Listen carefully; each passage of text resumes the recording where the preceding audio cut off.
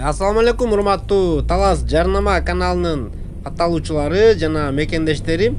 Мен бүгүн сиздерге Таластагы ипподром менен түз чыккандагы Жипромдон сатылуучу сарайды тартып бермекчимин. Кимде ким сарайга кызыккандар болсо, сарай издеп жүргөндөр болсо, бул видеону аягына чейин көрүңүздөр. Эң жакшы жери бул сарайдын. Туугандар, бул Талас шаарынан өтө алыс эмес жайгашкан. 10 километр чыкпайт, ушу центринен алганда. Бул жолдорун караңыздар, асфальт. Койлору бир коrodо кой 100 баш. Жана ошондой эле полкровдуу жылкылар кулундары менен жалпы 11 баш жылкысы менен даяр бизнес деп да койсок болот. Видеону бөлүшүп коюңуздар туугандар. Балким сиздердин жакындарыңыздар сарай издеп жүргөн болушу мүмкүн. Ат майдандан баштап бир 3 километрге жакын бул жолу. Ушул жол менен түз келе жатканда оң жак бетке дагы бир бурулуш кетет, ал жактан түз кетесиздер. Ушу оң жак бетте Алтын Казык строй компаниясынын карьери бар.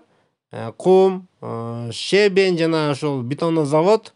Ушул жерден түз кетесиздер, асфальт бүткөндө ушул даңгыр жол менен кетесиздер туугандар. Даңгыр жол менен кетип баратканда оң жак бетке поворот кетет, биринчи поворот. Ошол поворот менен кирип келесиздер. Ушул мосттон өткөндөн кийин эле бул сарай көрүнөт. Биз сарайга келип калдык туугандар. Бул сарайдын ээси Нурдан байке, тааныгандар болсо айтып коелу. Мени сарайын алып келатат. Азыр биз Кудай буйрса сарай боюнча сиздерге толук маалымат беребиз. Мына бул жылкылардагы Нурдан байкенин жылкылары экен. Жылкылар боюнча дагы сиздерге кеңири маалымат беребиз. Нурдан байке, мен сизге азыр суроолорду берем. Ошол суроолорго так түшүнүктүү кылып, үнүңүздү катыраак чыгарып, укулуктуу кылып жооп берип турасыз. Анда эмесе съемканы баштадык.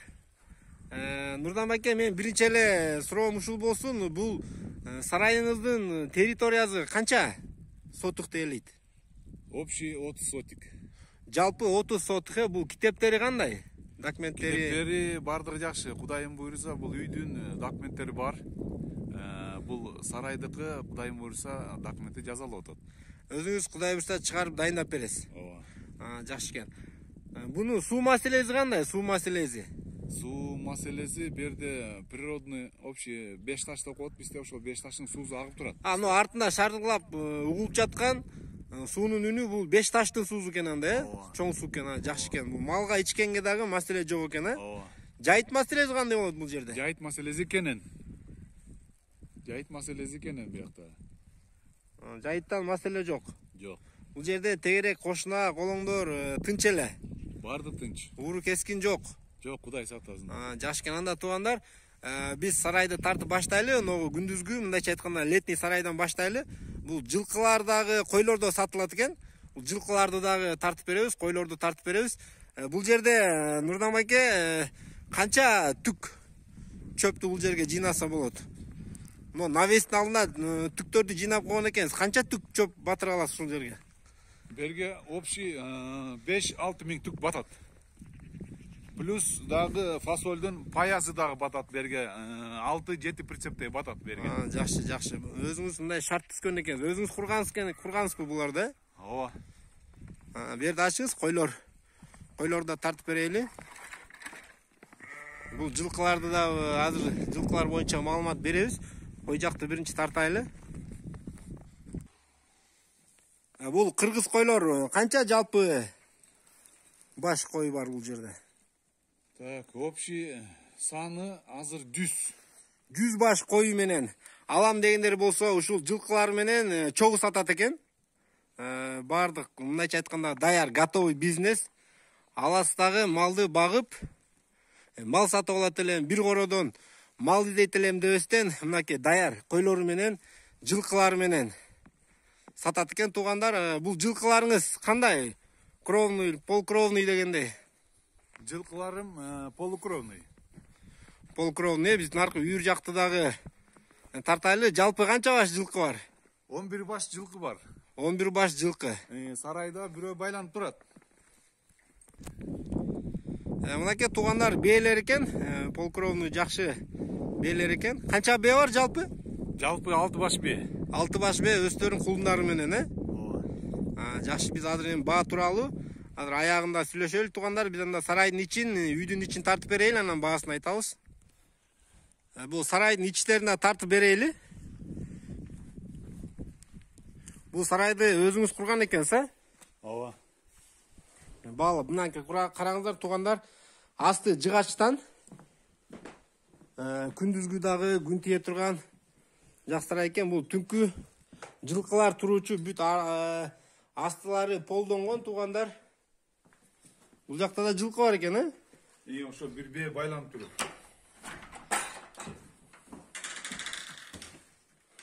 Мынакей туугандар, сарайга кызыккандар, баардык даяр, шарттары даяр экен.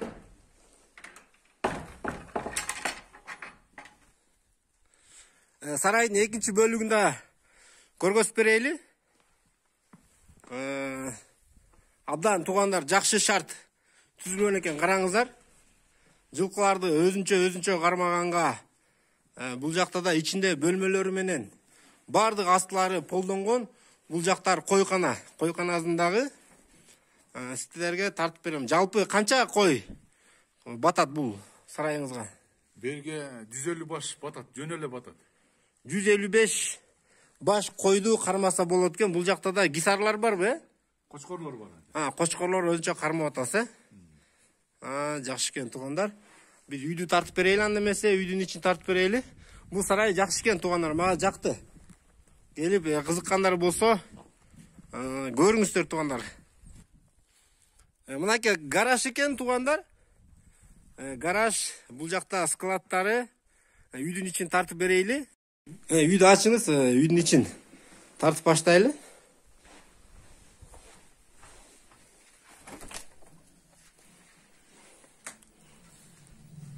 Бул жак кухня экен туугандар, печкасы менен. Бир бөлмө, эки бөлмө, уктоочу жалпы 3 бөлмө экен. Бул жагында дагы 3 бөлмө бар экен. Бягы азырынча жашабайт экен эч ким. 2 үй бүлө кенен жашаса болот экен туугандар. Азырынча бул жак склад болуп турат экен. Туугандар, азыр банясы бар, банясында тартып берейли. Банясы иштейт да, Нурдан байке, толук. Ооба. Банясына дагы малчылардын кенен түшкөндө шарт каралган экен туугандар. Банясы жакшы иштейт. Айдоо жери, бул жерде да картошка, пияз, сабиз, жемиш, жашылча тиксеңиздер да болот. Бешташтын суузун мен сиздерге тартып берейин. Караңыздар, бул жер жайдын күндөрү жашыл болуп, аябай бул природный. Эс алганга дагы абдан ыңгайлуу шарт экен, Нурдан байке. Биз анда мезе ушул Бешташтын суусу үйдүн түбүндө агат экен, караңыздар туугандар. Абдан таза природный суу. Жерде суу чыгарыш керек эле. Суу чыкпай калды, мал сугарам деген бул жерде проблема болбойт экен. Кышы жайы туугандар, кышы жайы. Караңыздар, таптаза природный суу агып жатат үйдүн түбүндө. Мындай шартта сарайлар абдан сейрек кездешет. Баасына келейли, баасына. Айтыңыз эми, баасын канча деп атасыз? Эми өзүм Кудайым буйруза ушу 65 000 доллар сурап атам. Жалпы бул 100 баш кою менен, жылкылар менен баары ушундайча айтканда даяр бизнести 65 000 доллар сурап жатасыз. Ооба. Эгер мен малыңызды албайм, сарайдын өзүн алам дей турган болсо кандай кыласыз? Эми аны келишим түрдө кылабыз. Келишим түрдө сарайдын өзүндө эле сатсаңыз болот экен байке. Анда варианттарына да келейли. Кандай варианттарды карайсыз?